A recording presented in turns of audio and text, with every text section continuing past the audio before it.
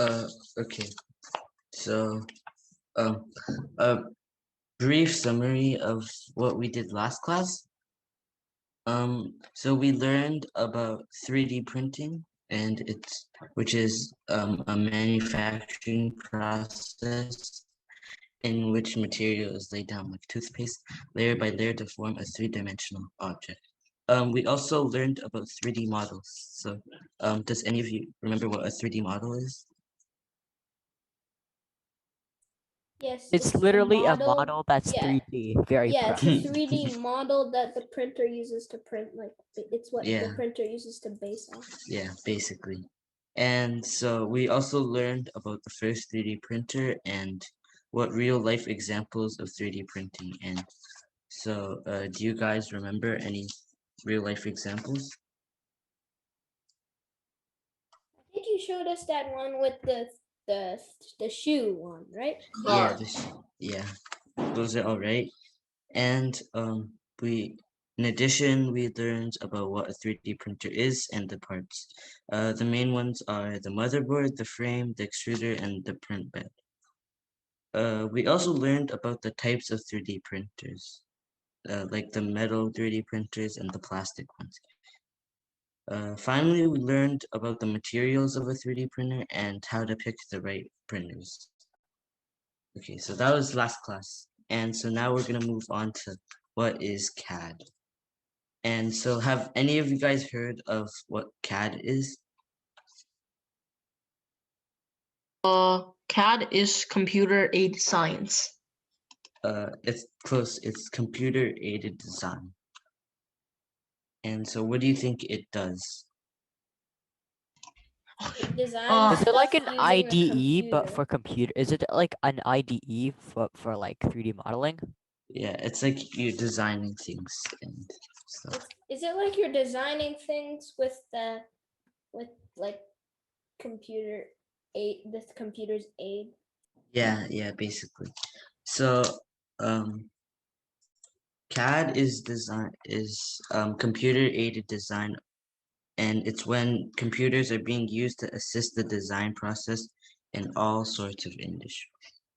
With CAD software, it's possible to build an entire model in an imaginary space, letting you visualize properties like height, width, distance, material, or color before the model is used. And it is used by engineers, architects, and construction managers. And CAD has replaced manual drafting. Manual drafting is you basically creating drawings by hand instead of on a computer. And CAD helps users create designs in either 2D or 3D so that they can visualize it easily. And CAD also enables development, modification, and optimization of the design process. Thanks to CAD, engineers can make more accurate representations and modify them easily to improve design quality. And so the history. It was in 1962 when the computer scientist Ivan Sutherland created the first computer graphic program, known as Sketchpad. This allowed people to write or draw simple figures directly on a screen with the help of a special pencil, kind of like those drawing pads. And this is where all CAD software began. At first, CAD was only used for research purposes, but in the 1970s, big automotive and aerospace companies started developing their own software, expanding it to other industries. And by the 1990s, and by the 1980s, tools like AutoCAD were born, which made it available in many professional sectors like architecture. And AutoCAD was very huge. It was a very huge milestone in the evolution of CAD because its developers gave you 80% of the functionality of the other CAD programs, and it was only 20% of their cost.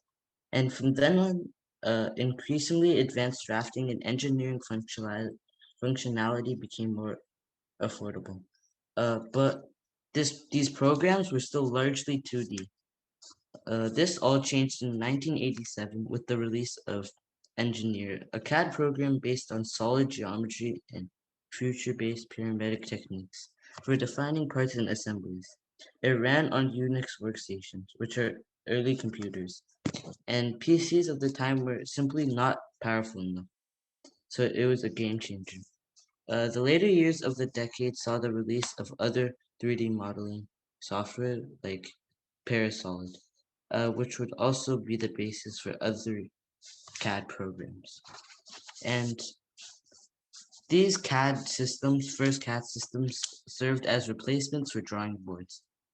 The design engineers still worked in 2D to create drawings, but the productivity of design increased, and design engineers had to had to learn how to use computers and CAD.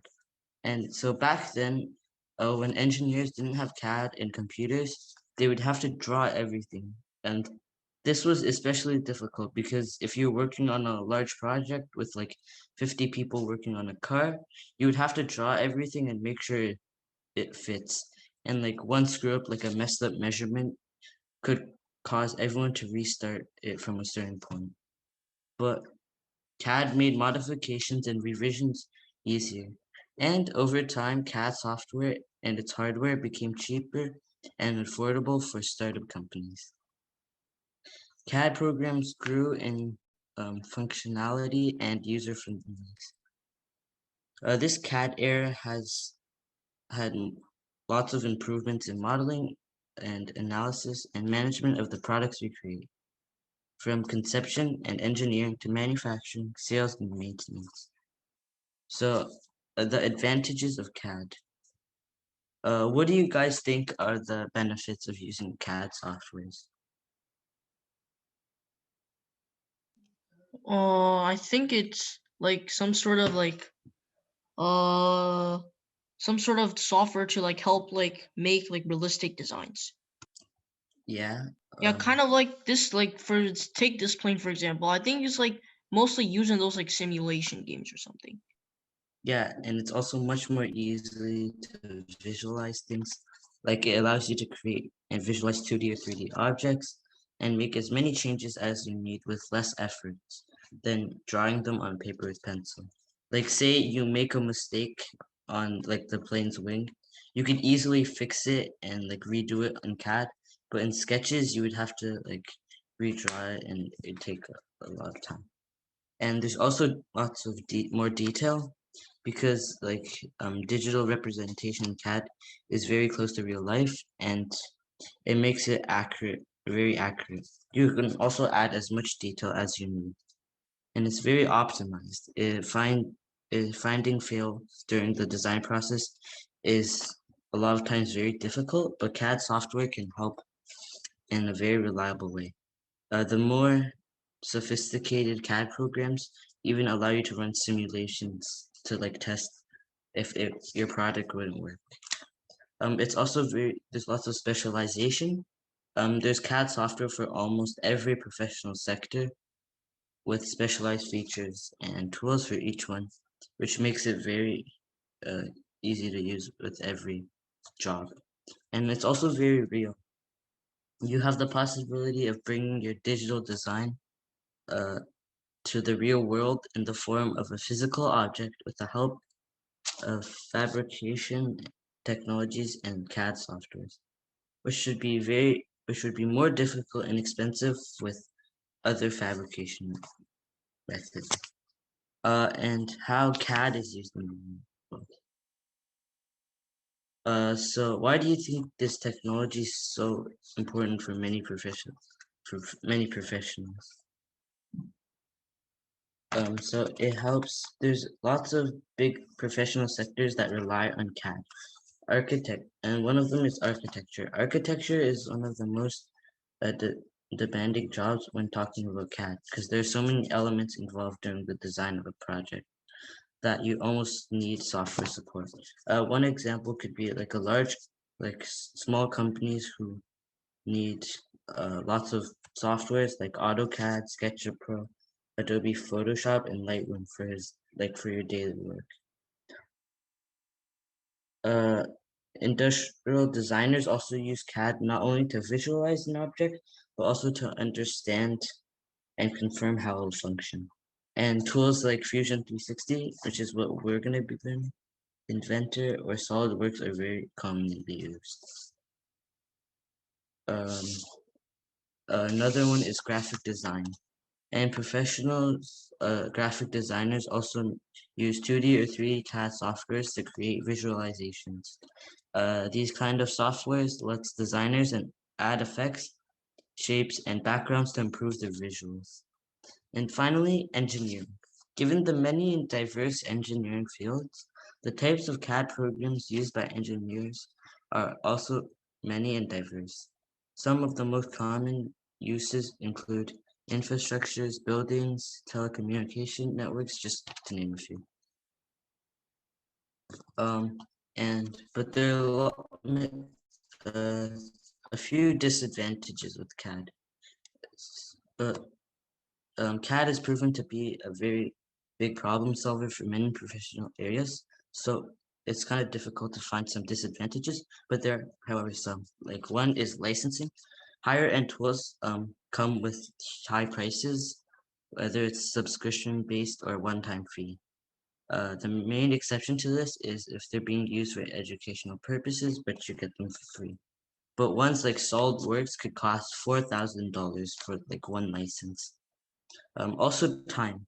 The use of CAD takes time, and properly creating and making designs comes with a certain amount of overhead and including the time associated. And hardware. CAD tools often require powerful and very expensive computers and hardware to perform these. And so, what do you need to run CAD? So what do you guys think takes to run CAD? Well, you probably need all the stuff that you need to write, like Yeah, well, you need like a like very good a computer. computer, probably, or similar. Yeah, with like a good graphics card.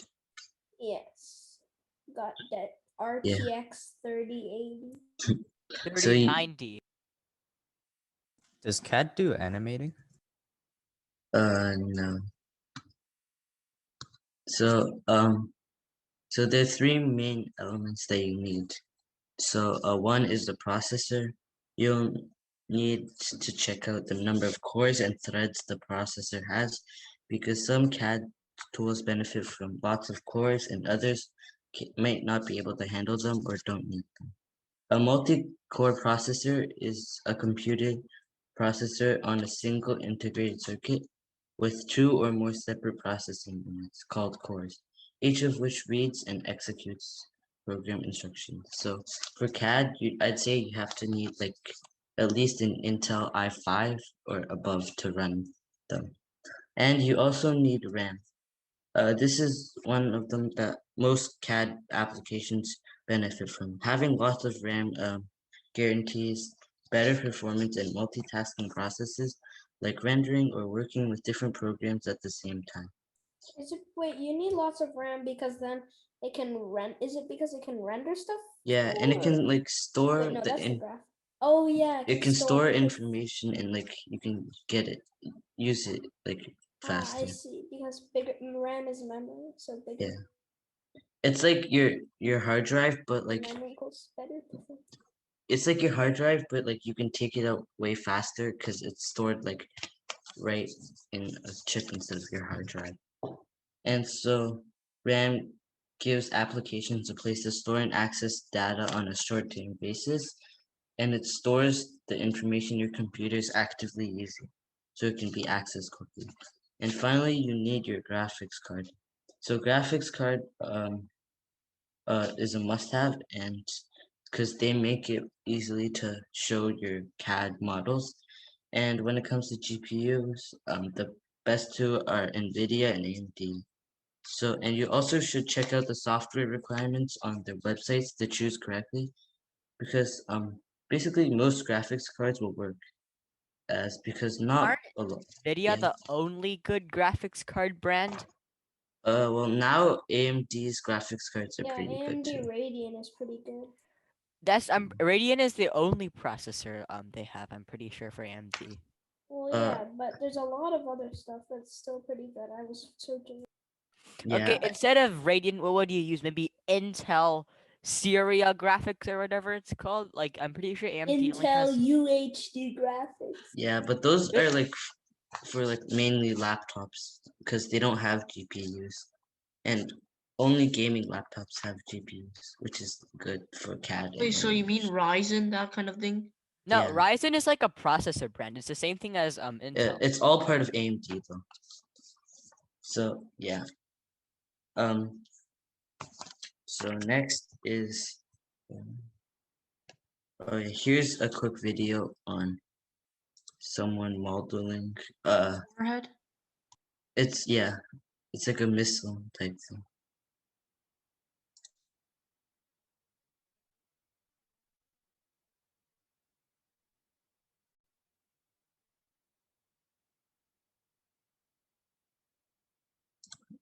Just skip some.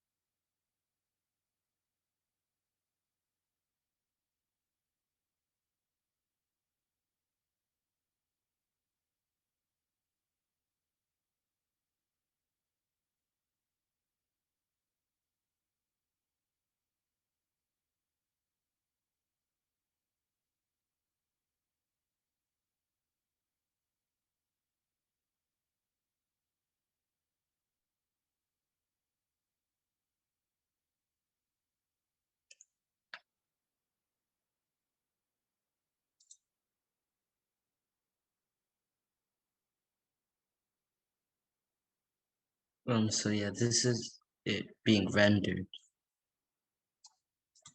and so this was made in um okay, Fusion.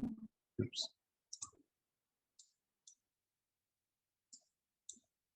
So yeah, this was made in Fusion 360, and this is just. Oh. And so the different types of CAD software now. Oh, one simple one is Blocks 3D, Blocks CAD. This 3D software was created for educational purposes, and it's this picture on the right. It is it's done so that you can use anyone later can use another CAD software called OpenCAD, which is a more professional CAD software. And this one is for beginners, and like the commands for the development of their objects and their transformations are represented by like color blocks, and it's not really like a CAD, it's just like for beginners. And the second one is Tinkercad. This is a free online 3D modeling software from Autodesk, and it is also geared for beginners. This software features an intuitive block building concept, and it allows you to develop models from sets of basic shapes, as you can see in this picture. Like you can use cubes, cylinders, pyramids, and it also has a direct interaction with 3D printing services. So you can use your 3D printer, and it's pretty simple to get stuff printed. And it's a very simple program with some limitations for designs, but it's mostly aimed at people with no experience. So Okay, and number 3 is FreeCAD, which is a free 3D modeling tool that is open source and enables you to design real-life objects of any size. You can go to your model's histories and change the parameters to get a different model. This software is also not designed for professionals, but is a good training tool. Number 4 is Fusion 360, which is the one we're going to be learning. This one's a cloud-based 3D CAD program. And it's unique that it uses the power of the cloud to bring together different designs, and you can get your team to collaborate on complex projects all at all on the cloud. And an advantage of this is that it stores the entire history of the models, including all changes on the cloud, which is good in case you lose it on your computer. And it also contains numerous design options and including freeform, solid, and mesh modeling. But this operates on a monthly payment subscription basis, so it's quite expensive. However, we can get it 1 year for free. Since it's for hobbies, you can get it for 1 year for free. And this also runs on multiple platforms and allows users to access it whenever they want. And so Fusion 360 is more for the advanced professional level, and it's $495 a year if you were to pay for it. Finally is SolidWorks. This one is often one that's the most popular one, and it's the most professional one used by 3D designers. This software includes a wide range of features like validation tools or reverse engineering. It is quite practical and detailed. It is more for the professional level, and one license is $3,995. Wait, what? Yeah, so it's very expensive. But like, you have to have a good computer to run, right? Yeah, Like i5, like So I that think means- like yeah. So you would need a good graphics card, lots of RAM, and a good So that CPU. means you're gonna have to pay like probably over $1,000 for a good PC, and then like 3,000.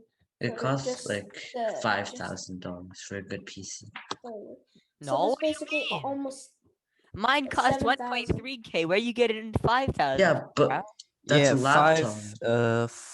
desktops are often cheaper than Yeah, laptops. because like you can't Yeah, because put it's a portability. desktop in my backpack. Oh yeah, I'm gonna go to your house and play a game. Oh yeah, 5,000 just gonna take my desktop and shove it in my backpack. $5,000, you'd be like, I'm pretty sure you could get like possibly you could probably get an i9 with a Probably, like, RTX 3090 easily with that. No, RTX not now. Like right now, there's like a chip shortage, right? So like, Really, you need yeah. like But like probably like, $3,000 for the RTX itself. no, Yeah. the RTX is 1500, right? No, but like Uh, right now, due to the shortage, you'd probably. Oh Yeah, right, there's a yeah, shortage right right now now. maybe, but like Before normally. you could definitely get a 3090 with like, I don't know, an Yeah, yeah. i9. Yeah, like I I was know. just saying, because like most companies would have like really good computers. Like that's just- 5,000 is really top tier computer. Yeah. I don't think you need that good of a Yeah, I'm pretty sure you can get like Intel Yeah, i9 you can 90, probably spend around like 1,000 to 2,000 for a good computer. like a decent high-end Yeah. computer. So that's our conclusion for the CAD course, and so these days CAD is in constant evolution, and it brings updates and new features with every new version of a particular tool. And there's also a huge range of options available for different professional uses, and tools are becoming more powerful by the year. Some new projects use AI, which is one that's with the Autodesk experimental software called the Dreamcatcher, which is not only a visualization tool like CAD, but it also gives designers the best solution with like specific parameters with AI. And so my next one is how to use a 3D printer. It's not loaded. Okay, yeah. So before I start, do you guys want or plan on buying a 3D printer? Well, Probably. maybe, but my mom already said no. So. Oh, How yeah, much does it sure. even cost? Like, wouldn't that cost like a lot? It depends on what you want to get. Probably like around Like 200. if I wanted to get like Google Bing Bong high end, Whoa. you would What? cost like a bajillion dollars. You can get a 3D printer for just a few hundred, like a decent one for a few Hey, hundred. Kyler, don't you Yeah. have a 3D printer? Yeah, I have one. Like, how much did it cost? I forgot the price exactly. Wait, Alan. Kyler was using Blender to do his thing. Yeah, Is that another that's software? yeah, but it's more for like animations and stuff. Blender is a jack of all trades. You have good modeling. It's not like industry standard though, so because it's like, but it's like growing like in the industry, but like not industry standard just yet. Yeah, It's jack of all trades. I'm not sure if it's the best at anything, but you can do anything with Blender. But it might not be the best at anything, but it's like jack of all trades. That's what I'm trying to say.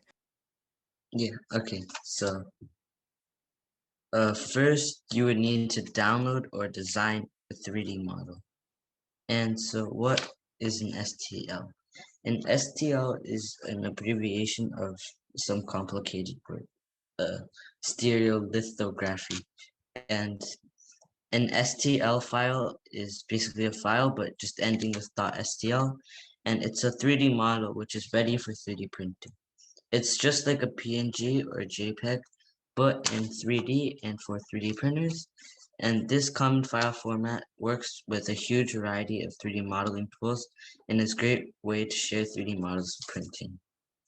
STL files describe the surface geometry of a 3D model. Like you see in this picture, there's no color, material, or texture information as 3D printing doesn't need any of this. And STL files are basically made of really lots of triangles, and these files sizes may vary depending on how big and complex the model is and the level of detail. And so where do you get STL files? There are two ways to get STL files. You can design your own 3D models, or you can download models designed by other people. As STL files are basic 3D models, almost any 3D modeling package can produce models for printing. Some examples are SolidWorks, Fusion 360, or Tinkercad, like I mentioned before. And if you don't want to design your own model yet, it's okay because there are a huge variety of free and premium model websites hosting thousands of different designs from people all over the world. Thingiverse is one of the most well-known websites, and it's 100% free to use. And so number 2 is to convert this model into printer instructions. Once you have a suitable STL file, you need to convert it into instructions for your printer. So these instructions vary between different printers and materials. You may want an ultra high quality print or a fast but low quality print. If you're using a new material, you also may want to use a very low temperature or your filament, which is the material, starts to burn. For these reasons, it's almost best for you to slice your own model. And G-code is the name for the instructions your printer follows. This has been around for a long time, before 3D printers. G-codes consist of a series of step-by-step instructions like a recipe. It contains details on speed, direction, temperature, flow rate, and more. It is like Python or JavaScript, but for printers. And once you have the G-code for your printer and model, you do not need to keep the STL file, although it's often a good idea in case you need to make any more changes. And slicing is basically the name given to this process of changing your STL file into a 3D printer G-code. This is because 3D printers deposit plastic in many layers, so your 3D model needs to cut up into specific steps for every layer. And slicers, which is the software, usually come with presets for popular print models, but if not, you may need to enter some basic information about your printer. This may be the print bed size, preferred speeds, types of plastic filament you're using, and more. And once you configured, you can begin slicing. Um, so does your model need support structures? So what do you guys think support structures are? Like bridges and stuff. They're like sticks that like help. Like so when you're printing something in the air, you might need a support structure for it to help support it. So yeah, But why would you print it in the air if you already 'Cause- print it on the printing better? no, because sometimes when you're printing something high up, like if you're printing a T like here, you might need a support structure here. Yeah. Another thing is when you're printing something like a sphere, uh, Technically, one it's thing not like a real object, so. one thing that I encountered when printing Oh, a that's true. sphere. You can't print a sphere on. No, a you bed. could, but like the sphere eventually it just rolled off of the bed and the entire thing had to restart.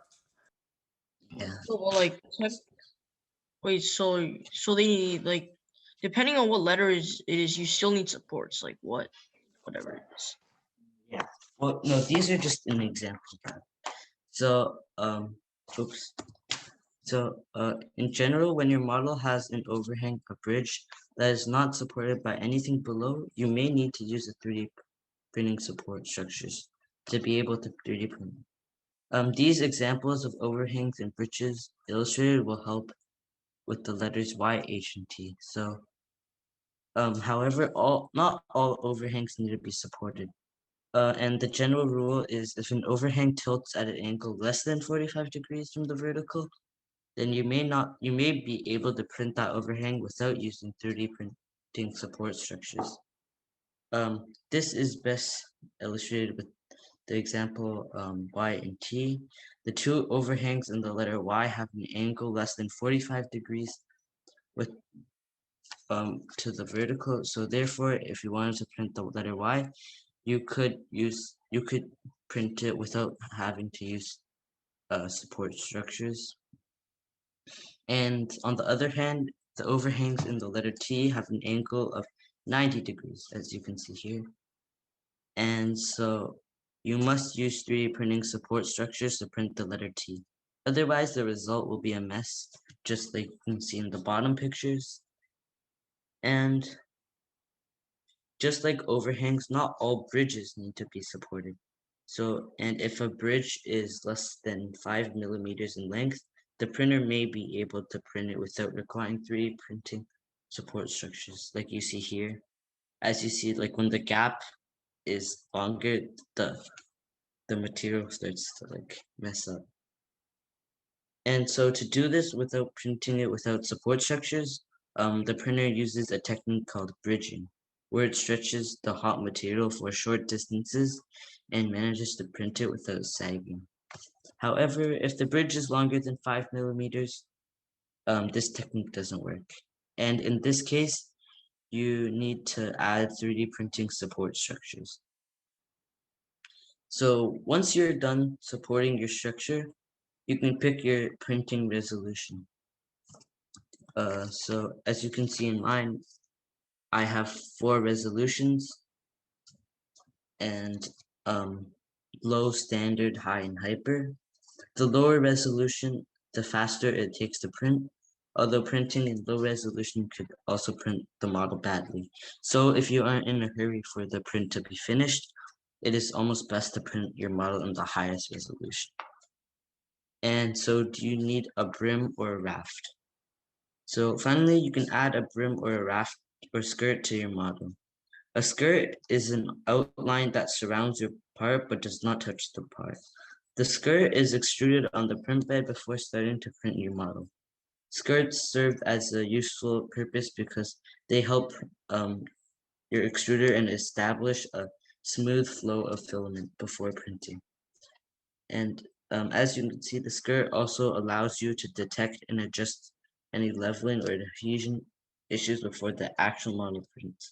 Because when you're printing something, you have to level your print bed to be perfect, or else like the print will screw up and the filament will not extrude on the print bed properly.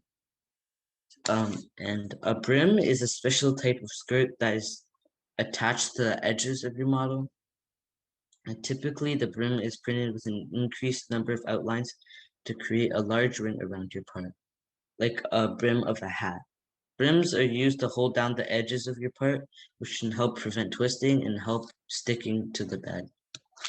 And a raft is a horizontal um, interlacing filament that is located underneath your part. Your 3D printed part will be printed on top of this raft instead of directly on the build platform surface. Rafts are primarily used to help warping and to help stick to the bed, but they can also be used to stabilize your models or create a strong foundation on which to build the upper layers of your parts. And so moving on, 3, you can now send these instructions to your printer. So you've chosen a model, sliced it into G-code, and now you're ready to print. To start printing, your machine needs to know the G-code instructions required for every step. Sending your G-code to your printer varies by model, but there are several common methods. 1. Save the files to an SD card. 2. Control the printer with your computer using Wi-Fi or Bluetooth, and use a 3D printer control system such as Raspberry Pi. And so if your printer supports it, saving G-code to an SD card is often the simplest way to print things. That's how I print things with my 3D printer. And printers with SD card support almost always have to display and control buttons. So all you have to do is navigate to your G-code file and choose the print option. Then you can insert your plastic filament and ensure the printer is set up with the manufacturer's instructions. And so if you want to print it with USB, you need to connect a 3D printer to your computer over USB, which lets you control it using the slicing tool. And this option works well, but requires your computer to remain on and connected for the printer for this duration. And finally, OctoPi, which is a Raspberry Pi based 3D print controller. This is a good way to control your printer over the network, but requires some configuration. And here is a video of, well, this 3D model, like these 3D printers probably very expensive, and we wouldn't be able to print something this big, but this is what a 3D printer printing would look like.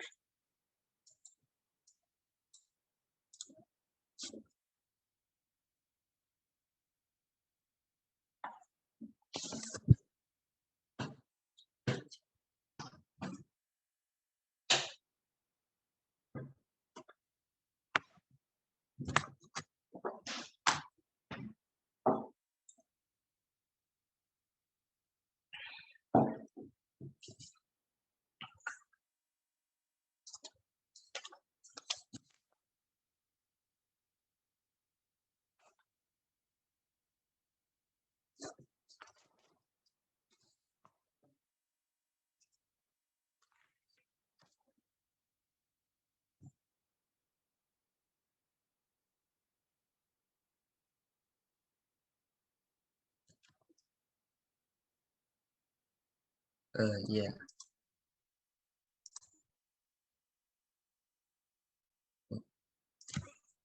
So yeah, that's what it looks like for something to be printed, but this was obviously in time lapse, so it's moving like 50 times faster. And so in real life example of how I use the 3D print. And so recently, I mean, in the winter, a piece on my snowblower broke, so we had to try to find a replacement piece. But Honda, the company for the snowblower, sold it for $80, which was very expensive, just for some plastic. And so after some further research, my dad found a 3D model that could be 3D printed as a replacement part over the internet. And although there is some problems with the 3D model, some problems like which way you would want to print the model, this is basically because if you print the model vertically, it would be easier to break. Since 3D materials are basically gluing a material together in very high temperatures, it'd be easier to break when trying to pull it apart when like with the material all sticking one way. And so on the other hand, if you try to break it the other way horizontally, it'd be much harder since you're trying to break hundreds of layers of plastic at once. And so as you can see, this is the place where it broke. The plastic like broke off. And so this is the 3D printed one, and these are like the support structures for it. And so another challenge I faced with printing this was trying to screw the screws into the snowboard because the screws are way stronger than just, and it was really hard to push the part in, so I had to screw them in. And conclusion, after all that, you can sit back and watch your 3D printer do the work, and don't worry if something went wrong or the quality isn't what you expected, because 3D printing is a complex process, and often it take many tries with each step you have to go back and check what went wrong to make sure to achieve a good print. And yeah, I'm done. We have a question. Yeah. I didn't hear, did the piece of the snowblower fit? Oh no, so like it was, the holes here were really hard to push it in, so it was really hard, so we had to use like screws to screw them in instead of just trying to push it in. Well, that's probably the better option anyways, because it would last Yeah. longer. Yeah. So any other questions?